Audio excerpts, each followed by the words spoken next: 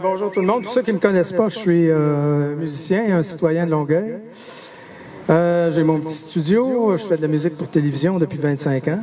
Il y a 2 ans, j'entends parler d'un projet d'abattage de ma ville d'abattre 15 cerfs pour 65 000 $. Et je me dis c'est un gaspillage de nos taxes. C'est cruel aussi parce que ces cerfs-là vivent ici dans un zoo à ciel ouvert. Il n'y a pas de chasse ici. Non, puis avec tout le monde. Oui. Et ils sont habitués aux humains. C'est vrai qu'on tue des milliers de cerfs à chaque année, mais ici, il n'y en a pas de chasse. Alors, on les observe, on les prend en photo. C'est une attraction touristique. Et là, il y a eu une pétition de 40 000 noms contre l'abattage. Et une première manifestation. Et c'est là que j'ai vu, pour la première fois, apparaître un vrai héros, M. Éric Dussault. Bravo! Éric a une entreprise, sauvetage animal, puis à tous les jours, ce gars-là, avec son équipe, va sauver des chats, des chiens, des ratons laveurs. Je l'ai vu une fois sur le fleuve, il y avait un cerf c'était la fonte des neiges, la glace avait cédé. Ils sont allés le chercher, Christy. À la tuque. Ils sont allés le chercher. Alors qu'on ne vienne pas me faire croire que ce gars-là, avec son équipe, n'est pas capable de relocaliser des cerfs. Voilà. Ensuite est arrivée une héroïne qui s'est jointe à Éric. Parce que cette femme-là s'est dit, ce gars-là, je vais l'appuyer. Madame Goldwater. Et une avocate qui est en tête comment dire, en haut de la pyramide des avocats à Montréal, là, c'est le de top, là, c'est dur à battre. Oui, elle est, oui, Madame Pitbull, oui. Elle a expliqué à la ville, elle a dit, donnons une chance à Éric de les relocaliser, parce que si vous les tuez, ça coûte 65 000 $, et là, vous allez avoir de la viande à 80 $ la livre. Et du filet mignon, ça coûte 20 $ la livre. Donc, c'est du gaspillage. Un gaspillage. Donnez plutôt le 65 000 aux organismes de charité. Ils vont leur donner des vêtements aussi. Ils vont leur donner d'autres choses que de la viande à 80 $ la livre. Alors, là, arrive le soir de l'abattage, le 23 novembre 2020. Je suis allé faire un tour. Ils ont installé des cages pour abattre les 15 cerfs par la compagnie Artemis. Ils ont changé de nom. Avant, c'était Prévost-Fortin, mais là, ça s'appelle Artemis, mais c'est la même gang. Bon. Ils ont installé des cages, et moi, je suis allé le soir, et là, il n'y a pas un seul cerf qui est rentré dans les cages. Pas un seul. Ils se sont mis à paniquer, à traverser les boulevards, le boulevard Jean-Paul-Vincent. Il y a eu, ça a créé des accidents, ce qui est dommageable aussi pour les humains, tu sais, pas juste pour les cerfs. Des accidents, on ne sait jamais, tu sais, quelqu'un évite un cerf, fonce sur un passant. En tout cas, donc, il y a eu un cerf qui est mort. La police est arrivée, il l'a recouvert d'un drap, ils l'ont enlevé. Ensuite, il y a un cerf qui a été blessé devant moi, qui boitait. Aucun cerf dans les cages. Il y avait un citoyen qui a cassé des cages à coups de hache. Il y avait le gars de Artemis avec un projecteur, faisait peur aux cerfs pour qu'il retraverse encore le boulevard pour rentrer dans les cages. Donc, c'est un bordel épouvantable. Donc, et là, Mme Parent a tout cancellé. Elle a dit, je cancelle tout. Puis elle ne voulait pas parler à Mme Goldwater avant. Puis là, elle l'a appelé tout à coup. Tu es en train de te noyer, là, t'appelles. Bon. Ensuite, on a une mairesse qui a été élue avec une forte majorité, Mme Fournier, qui est une vedette, finalement, tu sais, à l'Assemblée nationale. Oui, oui. Une vedette, puis elle est arrivée avec une équipe tout enthousiaste, tout jeune, puis tout ça. Bon, c'est correct, tu sais. Mais là, moi, ils ont sonné à ma porte. Je suis citoyen de Longueuil, ils ont sonné à ma porte. Alors, la conseillère, elle arrive, elle dit, je lui demande, j'ai dit, allez-vous tuer les cerfs, Mme Balaïcha? Elle s'appelle Mme Balaïcha. Non, votez pour moi. Votez pour moi, on ne va pas tuer les cerfs. Votez pour moi en toute confiance. Fait que là, je lui dis, Oui, l'imitation.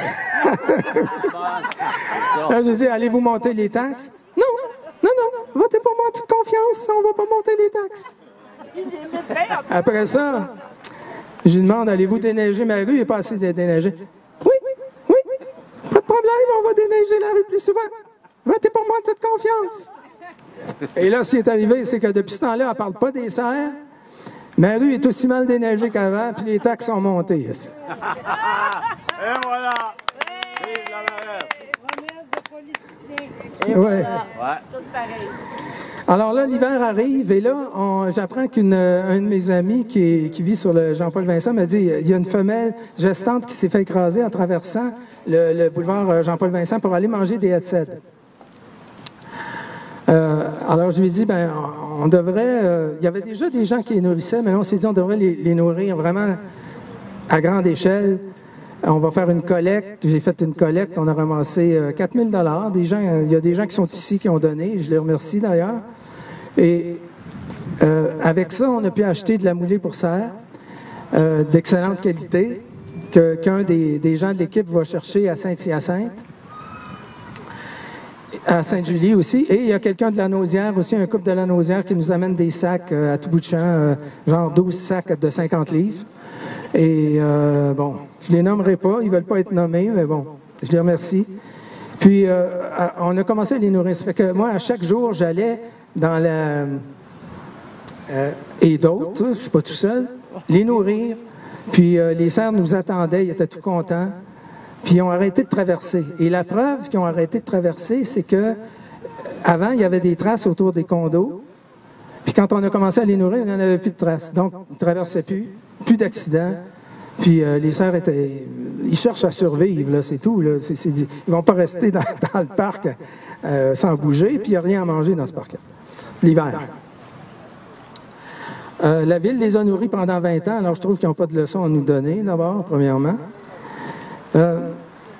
Alors, j'ai présenté aussi, j'ai préparé un plan B qui est justement de les nourrir, les stériliser, peut-être par un organisme comme Éric, évidemment, serait capable de faire ça, et les garder jusqu'à leur mort naturelle, étant donné que les cerfs vivent de 8 à 12 ans. Donc, c'est pas très long. Puis, il y en a qui sont en fin de vie. Je suis allé souvent, là, évidemment, là, puis il y en a qui sont en fin de vie. Alors, j'ai fait un plan pour ça, pour donner une autre solution. Bien sûr, les relocaliser, c'est la meilleure solution, ça je le dis. C'est le plan A. Mais un plan B, pourquoi pas? C'est toujours mieux que de les abattre. Je suis allé voir la mairesse, elle m'a écouté poliment. J'ai dit, écoutez, Mme Fournier, vous avez 7 millions pour l'entretien du parc. Vous pourriez nous aider à les nourrir. Vous pourriez nous aider à les payer pour les faire stériliser par un organisme comme Éric, tout ça. C'est si compliqué que ça, tu sais. Non, pas moyen. Alors, la table de concertation, le rapport de la table de concertation, il parle d'éthique. Ah, ben ouais. Puis là, ils disent quasiment que c'est la faute des chevreuils, puis tout ça, tu sais. Ben ouais. Puis je suis allé voir sur le site du gouvernement du Québec, puis ils disent que c'est les oiseaux migrateurs qui ont amené les tiques, puis qui en ont semé partout à travers le Québec, puis qu'il y en a partout maintenant, tu sais. Il n'y a rien à faire, là. Les oiseaux nous en amènent à chaque été, puis il y en a partout. Et même dans les petits parcs pour enfants, moi, il y en a une qui s'est accrochée à moi. Je suis allé dans un parc pour enfants. Puis j'avais une tique quand je suis sorti de là, tu sais. Bon, il n'y a pas de chevreuil dans ce parc-là. Puis bon, je suis allé à la clinique, ils me l'ont enlevé, tu sais, c'est pas... Ils disent simplement de se méfier des arbustes, puis de vérifier quand on va en forêt, tu sais. Maintenant, dans le rapport de la table de concertation, ils disent qu'augmenter la chasse au boisé du Tremblay, c'est complètement ridicule pour pas qu'ils traversent ici. Parce que les cerfs du boisé du Tremblay, je le sais très bien, ils viennent pas ici. Il faudrait qu'ils traversent le chemin du Tremblay qui marche une dizaine de rues, qui traverse les 8 voies de Jacques-Cartier. C'est complètement ridicule. C'est comme de dire qu'ils prennent l'autobus. Tu sais, ça n'a pas de sens. Ils disent ça dans ce rapport-là, qui est un rapport qui est pas objectif. Alors, il y a un parti pris dans ce rapport-là. Et la conclusion du rapport, c'est simplement capture et euthanasie. Capture et euthanasie, c'est tout. Ils disent pas que la capture, ça n'a pas fonctionné. on l'a tenté puis ça n'a pas fonctionné, les sang ne sont pas rentrés dans les cages. Et admettons qu'ils rentreraient dans les cages, mais ça n'a pas marché pour 15, ça ne marchera pas pour 60. Là. Et si ça marchait pour quelques-uns, la SPCA vient de déclarer que ça prendrait des coups répétés de pistolet percuteur là, avec la tige. C'est ça. Répété. Tandis que dans les abattoirs, c'est déjà moins cruel. C'est peut-être cruel, mais c'est déjà moins cruel que ça parce que l'animal ne bouge pas. Ça prend un coup. Là, ils vont s'acharner. Ah, je l'ai manqué. Je l'ai manqué, tabarnak. Hey, dans le coup, ah non, je l'ai manqué.